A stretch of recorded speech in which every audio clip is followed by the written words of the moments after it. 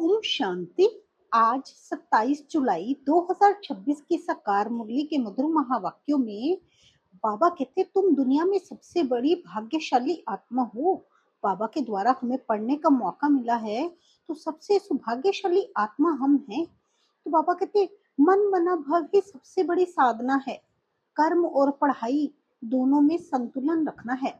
मन मना भाव रहना है ना, हर समय बाबा की याद में रहना है। आगे बाबा कहते अपने संस्कारों का परिवर्तन करना है। कैसे परिवर्तन करना है, आज की मुरली में बाबा ने इन सभी पॉइंट्स को क्लियर किया है।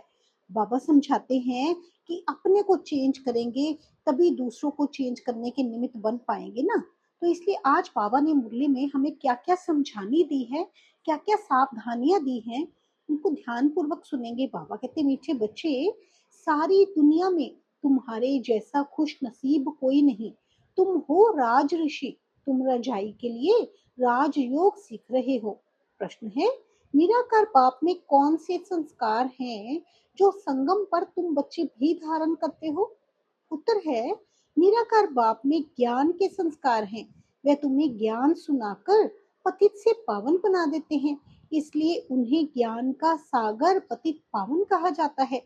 तुम बच्चे भी अभी वो संस्कार धारण कराते हो, करते हो और कराते हो। तुम नशे से कहते हो हमें भगवान पढ़ाते हैं, हम उनसे सुनकर सुनाते हैं।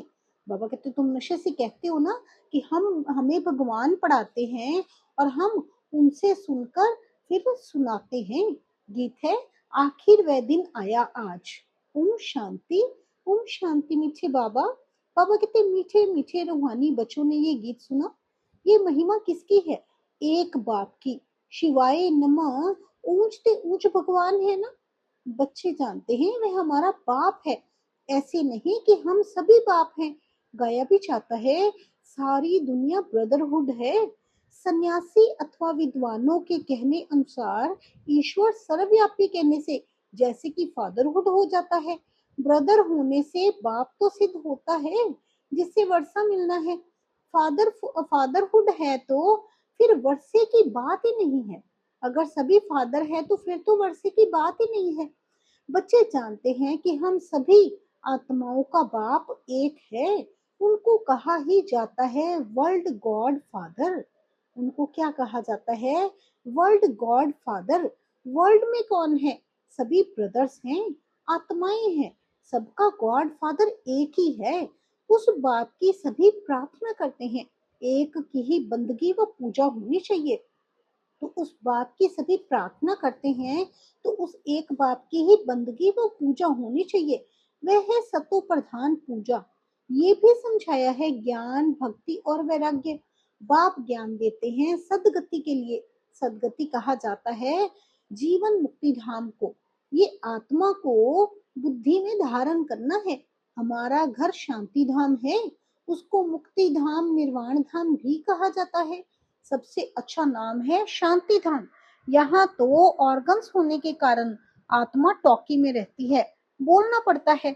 सूक्ष्म वतन में है मूवी, इशारे में बात होती है, आवाज नहीं होती। तीनों लोगों को भी तुम जान गए हो, मूल वतन, सूक्ष्म वतन, स्थूल वतन। बुद्धि में ये अच्छी रीति बैठा है। मनुष्य सृष्टि के लिए ही गाया जाता है कि ये सृष्टि चक्र लगाती है। उसको कहा जाता है वर्ल्ड की हिस्ट्री ज्योग्राफी। मनुष्य ही तो उसको जानेंगे ना। वर्ल्ड की हिस्ट्री ज्योग्राफी सुनाते हैं। ऊंचते ऊंच बाप है। वर्ल्ड की हिस्ट्री ज्योग्राफी कैसे रिपीट होती है वही जानते हैं। इस चक्र को जानने से ही तुम, बाबा कहते, चक्रवर्ती राजा बने हो। इस सारे चक्र को जानने से ही बाबा कहते तुम चक्रवर्ती राजा बनते हो। गाते भी हैं देवताएं संपूर्ण निर्विकारी हैं। लक्ष्मी नारायण के चित्र है ना, वे संपूर्ण निर्विकारी और अपने को कहते हैं संपूर्ण विकारी। सतयुग में है संपूर्ण निर्विकारी अथवा संपूर्ण पावन। कलयुग में है संपूर्ण विकारी, संपूर्ण पतित। अभी बाबा कहते कलयुग में सभी संपूर्ण विकारी, संपूर्ण पतित बने हैं ना। भारत की ही बात है। ये बाप ही आकर बुद्धि में बिठाते हैं और कोई नहीं जानते हैं। उन्होंने तो सतयुग में लंबा समय दे दिया है। सतयुग को लंबा समय कह देते हैं ना, समझते हैं लाखों वर्ष पहले सतयुग था, तो किसी की भी बुद्धि में ये बात आती ही नहीं है। अब बच्चे जानते हैं हम अभी संपूर्ण विकारी से संपूर्ण निर्विकारी बन रहे हैं।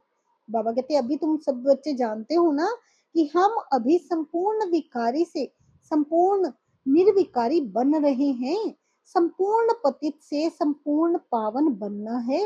बाप समझाते हैं आत्मा में ही खाद पड़ी हुई है। गोल्डन एज से अब आयरन एज बन गई है।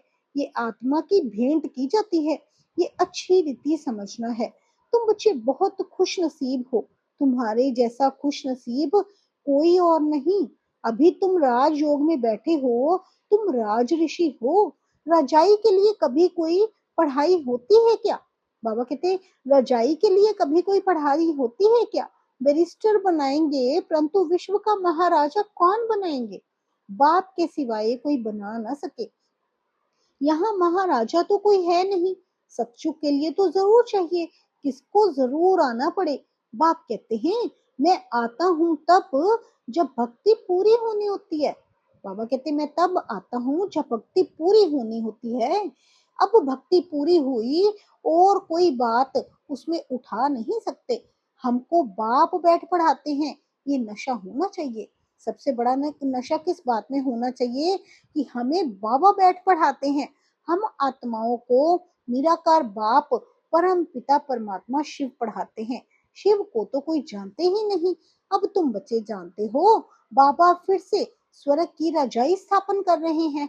हम उनको महाराजन श्री नारायण और महारानी श्री लक्ष्मी कहते हैं।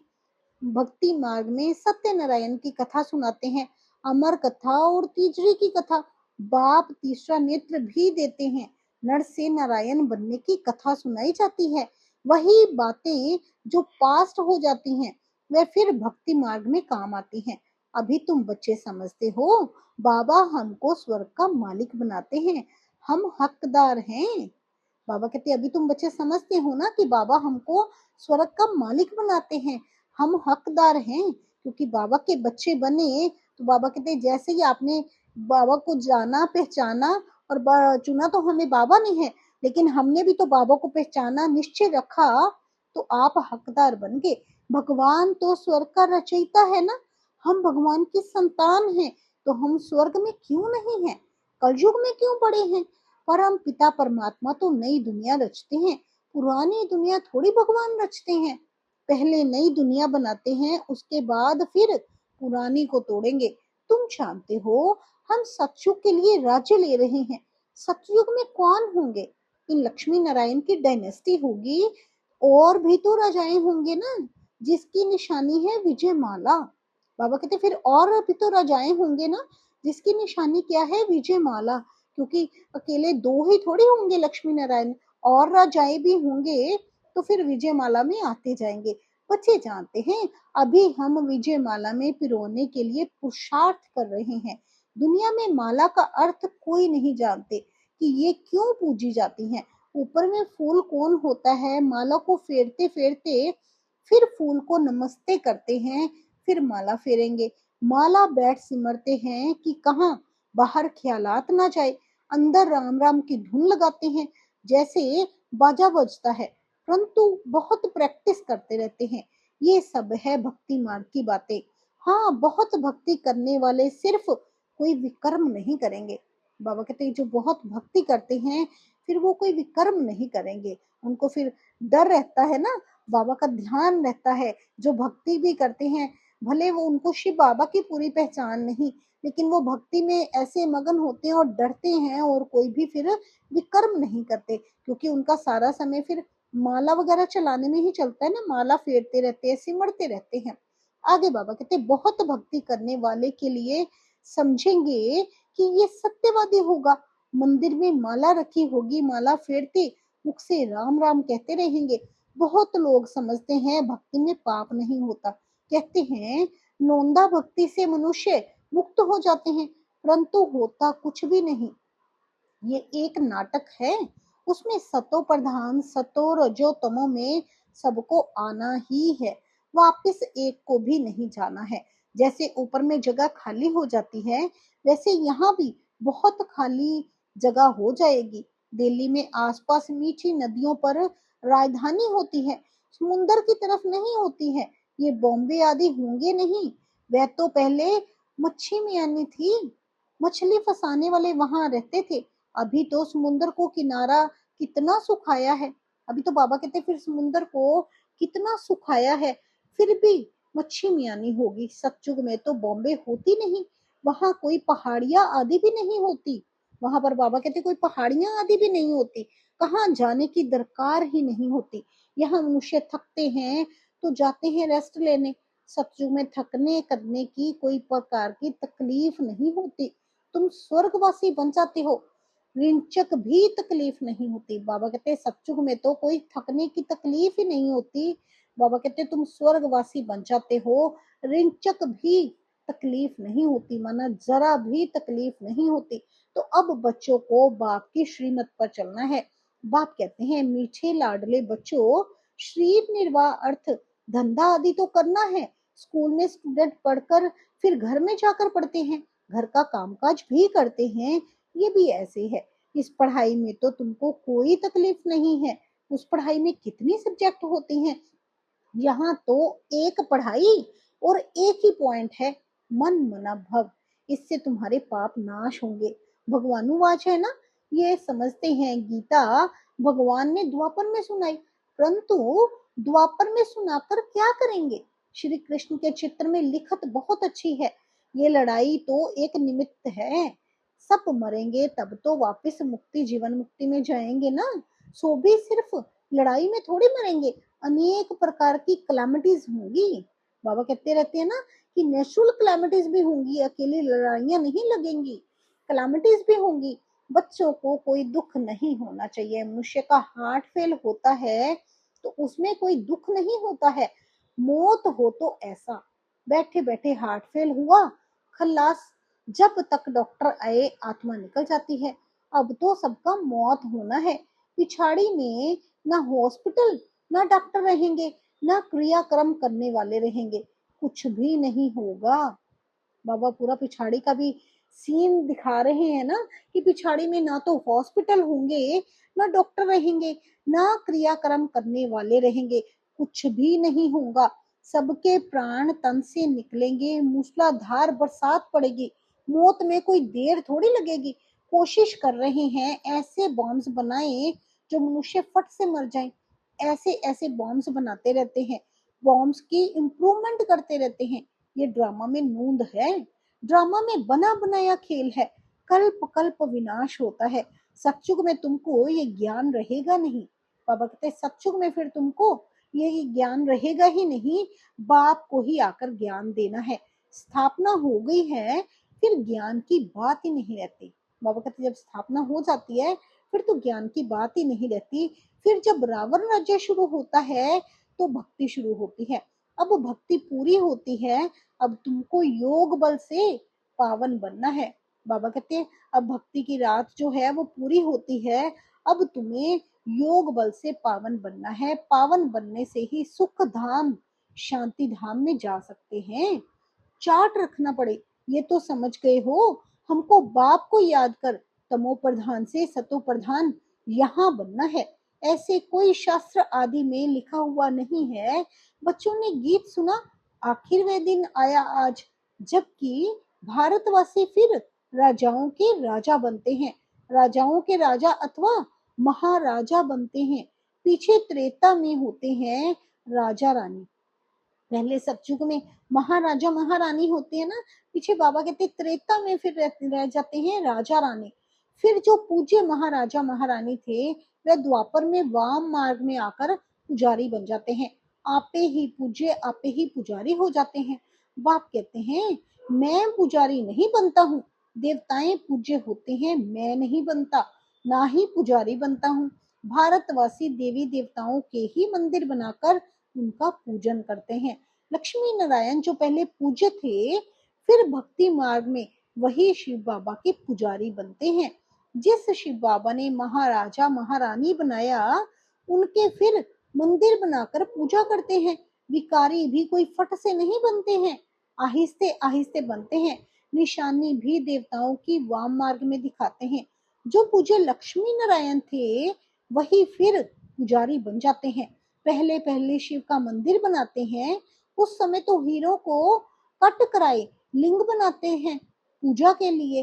तो बाबा कहते उस समय तो हीरो को काट कर उसको कट कराए लिंग बनाते हैं पूजा के लिए। ये किसको भी पता नहीं है कि परमात्मा छोटी सी बिंदी है।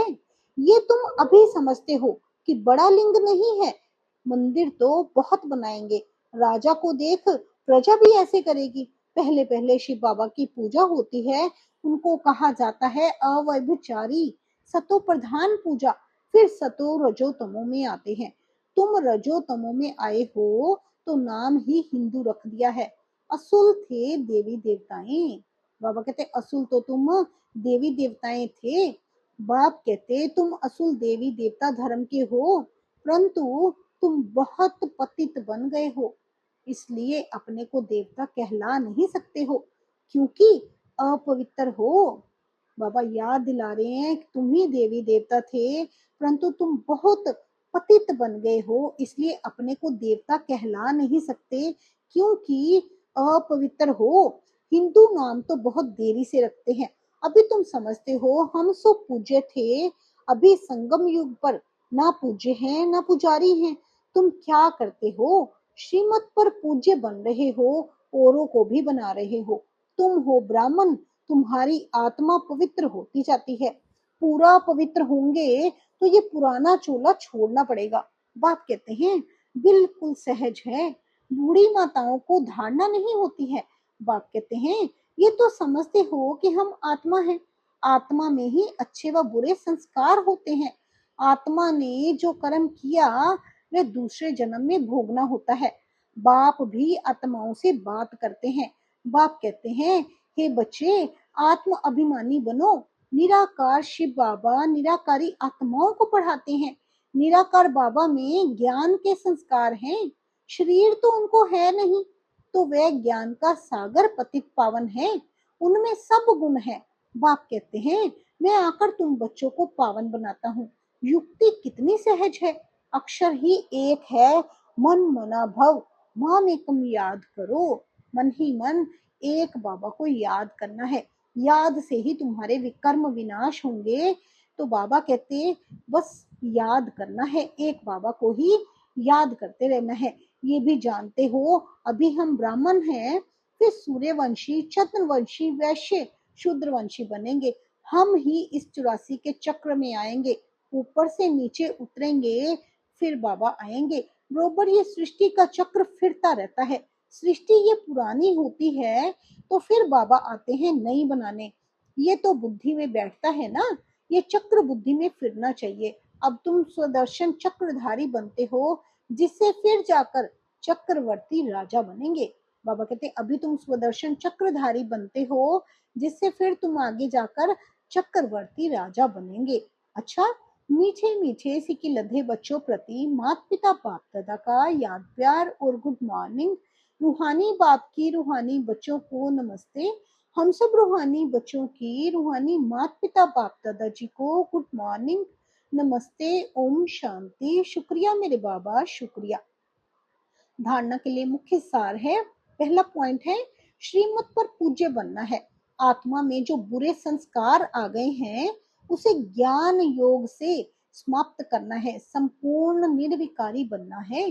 दूसरा पॉइंट है शरीर निर्वाह अर्थ कर्म करते भी पढ़ाई पढ़नी है और पढ़ानी है। योग बल से पावन बन राजाई पद लेना है। बाबा कहते योग बल से पावन बन राजाई पद लेना है। वरदान है आज की मुरली में हम बच्चों के प्रति अपनी श्रेष्ठ स्थिति द्वारा माया को स्वयं के आगे झुकाने वाले हाईएस्ट पद के अधिकारी भव। अपनी श्रेष्ठ स्थिति द्वारा माया को स्वयं के आगे झुकाने वाले हाईएस्ट पद के अधिकारी भव। जैसे महान आत्माएं कभी किसी के आगे झुकती नहीं, उनके आगे सभी झुकते हैं। ऐसे आप बाप की चुनी हुई सर्वश्रेष्ठ आत्माएं कहाँ भी कोई भी परिस्थिति में वह माया के भिन्न भिन्न आकर्षण करने वाले रूपों में अपने को झुका नहीं सकती। जब अभी से सदा झुकाने की स्थिति में स्थित रहेंगे तब हाईएस्ट पद का अधिकार प्राप्त होगा। ऐसी आत्माओं के आगे सतयुग में प्रजा स्वमान से झुकेगी और द्वापर में आप लोगों के याद प्यार के आगे भक्त झुकते रहेंगे। स्लोगन है, कर्म के समय योग का बैलेंस ठीक हो तब कहेंगे कर्म योगी। कर्म के समय योग का बैलेंस ठीक हो, माना याद बाबा की चल रही हो कर्म करते भी, इसका बैलेंस ठीक होगा तब कहेंगे बाबा कहते कर्म योगी। अव्यक्त इशारे हैं, ज्वाला स्वरूप स्थिति में रहे शक्तिशाली याद का अनुभव करो। विस्तार है, कई बच्चे कहते हैं कि जब योग में बैठते हैं तो आत्म अभिमानी होने के बदले सेवा याद आती है, लेकिन ऐसा नहीं होना चाहिए, क्योंकि लास्ट समय अगर अशरीरी बनने की बजाय सेवा का भी संकल्प चला तो सेकंड के पेपर में फेल हो जाएंगे।